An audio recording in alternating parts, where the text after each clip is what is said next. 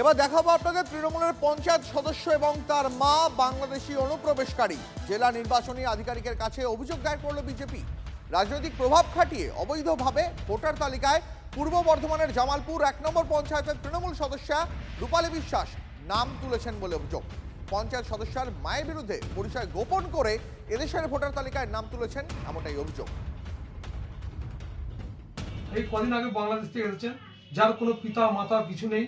রূপালী বিশ্বাসের স্বামী তারক বিশ্বাস, তার পিতা তারক বিশ্বাসের পিতা হচ্ছে অনিল বিশ্বাস। সে অনিল বিশ্বাসকে ধার করিয়ে রাজনৈতিক প্রভাব খাটিয়ে রূপালী বিশ্বাস কি করেছে, তারই প্রতিবেশী গোপীনাথ বিশ্বাসকে সে বাবাকে অনিল বিশ্বাসকে ধার দিয়েছে, অর্থাৎ গোপীনাথ বিশ্বাসের বাবা হয়ে গেছে অনিল বিশ্বাস। সর্বোপরি সবথেকে বিষয় রূপালী বিশ্বাসের মা দাসী বিশ্বাস, এই দাসী বিশ্বাসের কোনো পরিচয় নেই। দাসী বিশ্বাসের পিতা মাতার কোনো নাম উল্লেখ নেই। সেক্ষেত্রে জগন্নাথ বিশ্বাসকে পিতা বানানো হয়েছে দাসী বিশ্বাসের, এবং সেখানে পিতা বা স্বামী বা কোনো কিছু উল্লেখ থাকে ভোটার কার্ডে, সেখানে ভোটার কার্ডে ভোটার লিস্টে কিন্তু নেই, সেখানে অন্যান্য হিসাবে লেখা আছে। বিজেপির বক্তব্য শোনালাম আপনাদের, যদিও বিজেপির তোলায় যাবতীয় অভিযোগ অস্বীকার করেছেন ওই তৃণমূল পঞ্চায়েত সদস্য এবং তার পরিবারের লোকেরা। রূপালী বিশ্বাস কে হয় আপনার? আচ্ছা, ভোটার তালিকায় যেটা দেখা যাচ্ছে রূপালী বিশ্বাসের বাবার নাম অনিল বিশ্বাস, এটা কি সত্য? না, এটা সত্য না, এটা শ্বশুর না। কে কি নাম? শ্বশুর মশাইয়ের নাম কি? অনিল বিশ্বাস। এখন দেখা যাচ্ছে পুরোপুরি মিথ্যা। রূপালী বিশ্বাস কি আপনার মেয়ে হয়?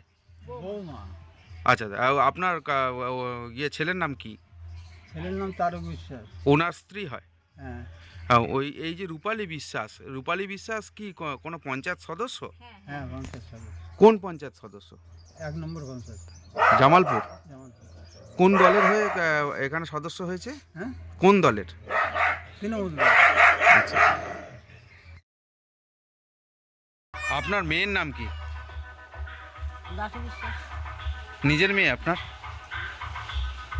আমি ছোটবেলায় আমার মা মরে গেছে, হ্যাঁ। কিছু মানুষ করেছি আমি।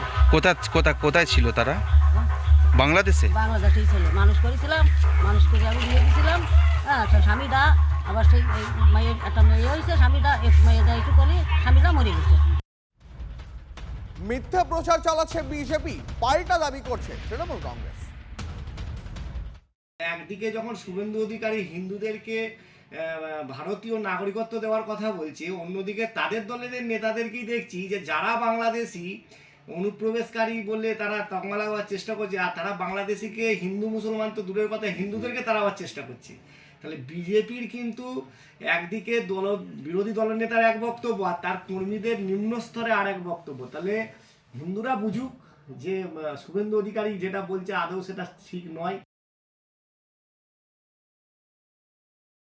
সে এখানকার বাসিন্দা না হলে তার নাম বাদ যাবে। যদি অন্য রাষ্ট্রের হয়, অন্য জায়গা থেকে তার যে ডকুমেন্টগুলো আছে সেটা না দিতে পারে, তার নাম বাদ যাবে। এই তো বিষয়। সে কোথাকার বাসিন্দা কি নয়, তার আধার কার্ড, ভোটার কার্ড এবং যে সমস্ত প্রমাণযোগ্য নথি আছে সেটা দেখাতে পারলেই তার নাম বাদ যাবে না। তাকে এই রোহিঙ্গা বাংলাদেশি বলে কিছু লাভ নেই, এখানে কিছু হবে না। খোঁজ নেই 165 জন ভোটারের, অসংগৃহীত তাঁদের এনুমারেশন ফর্মও 490 জন ভোটারের মধ্যে, তার মানে প্রায় 34% ভোটারই বেপাত্তা। মাইকে প্রচার চলেছে, রাজনৈতিক দলের সঙ্গে বৈঠক হয়েছে, তাতেও কোনো লাভ হয়নি। উত্তর 24 পরগনার বাগদার সিন্দ্রানী পঞ্চায়েতের খড়ের মাঠের এলাকার এই ঘটনা সামনে আসতেই ব্যাপক হইচই পড়ে গেছে। এক এলাকার এত বেশি জন ভোটার কিভাবে অনুপস্থিত? আমরা বিভিন্ন রকমভাবে চেষ্টা করেছি, এমনকি আমরা বুথেও লিস্ট টাঙিয়ে দিয়েছিলাম, তো গ্রামে প্রচারও করা হয়েছিল। এই সব ভোটারদেরকে, যারা ভোটার আছেন তারা বিএলওর সঙ্গে কন্ট্যাক্ট যাতে করে, তাদের ইএফগুলো কালেক্ট করে, কিন্তু তা সত্ত্বেও দেখা গেছে যে এই 165 জন টার্ন আউট করেনি।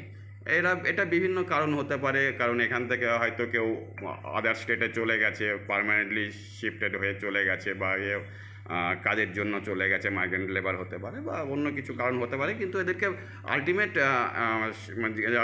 আমাদের যা টাইম লাইন ছিল সেই টাইম লাইনের মধ্যে এরা ফর্ম কালেক্ট করা যায়নি এদের কাছ থেকে। বিডিওর বক্তব্য শোনালাম।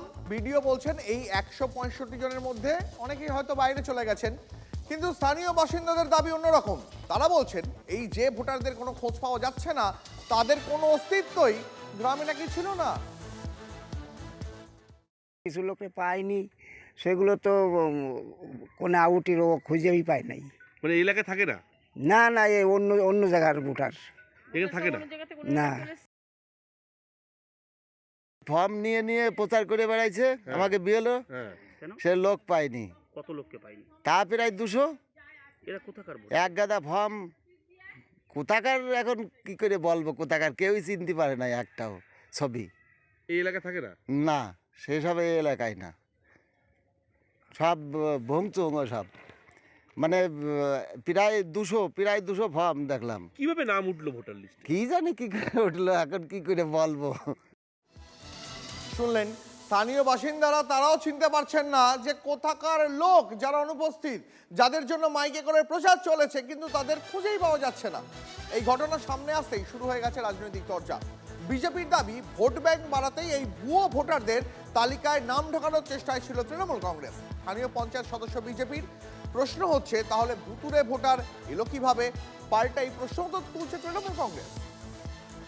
আমার বুথে এখানে আমার পরিচিত এলাকায় এখানে আমার ভোটার যা সংখ্যা আছে, এখানে ম্যাক্সিমাম 34% লোক আমার অপরিচিত। এমনও ব্যক্তি আছে একই ব্যক্তির নামে 3টে এপিক নাম্বার আছে। আমাদের এখানে বিএলও যে ছিল বা বিএলএ ছিল, ওদের সঙ্গে নিয়ে আমাদের এখানে প্রচার করা হয়েছে, কিন্তু ফর্ম নেওয়ার জন্য কেউ উপস্থিত হয়নি। আমাদের তার জন্য মিটিংও করেছি, আমরা রেজুলেশন খাতা করে আমাদের অফিসে জমা করতে হয়েছে। যে বিএলও আছে তাদেরকে, অফিস থেকে লোক এসছে, তাদের সঙ্গে আমরা কথা বলেছি, আলোচনা করেছি, তারপরে আমরা ওইটা বিলি করতে পারিনি। অংশ অনেক, 165টা ফর্ম, মানে প্রায় 34% ফর্ম আমাদের রয়ে গেছে, আমরা যেটা বিলি করতে পারিনি।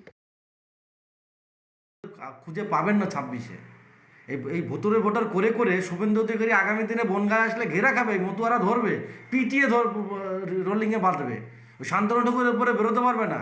ওই 30,000 যে ভোট, 602 ভোট এখানে করা হয়েছে, চিহ্নিতকরণ হবে। যদি তার মধ্যে 10,000, 15,000 কোনো বৈধ ভোটার বাদ যায়, এই সমস্ত নেতাদের খুঁজে পাবেন না মার্কেটে। রবিবার বিকেল 5:30টায় TV9 বাংলা ঘরের বাজে সিজন 3 বাংলা সিরিয়াল ও ওটিটির বিগেস্ট সেলিব্রেশন। আপনাদের সাফল্যকে TV9 বাংলা উদযাপন করছে। Best actress web series, best director cinema, এইটা আলাদা ভালোবাসা Subhashree. Blockbuster moments, unforgettable emotions. 55টা বা 60টা ছবি করেছে, তার মধ্যে 50টা ছবি সুপারহিট। সবচেয়ে বড় চাঁদের হাট, বাংলার সবচেয়ে বড় অ্যাওয়ার্ড শো। আমরা সব সময় আগে ছিলাম। We have that strong legacy. TV9 Bangla ঘরের বায়োস্কোপ অ্যাওয়ার্ডস রবিবার বিকেল 5:30টায় TV9 বাংলায়।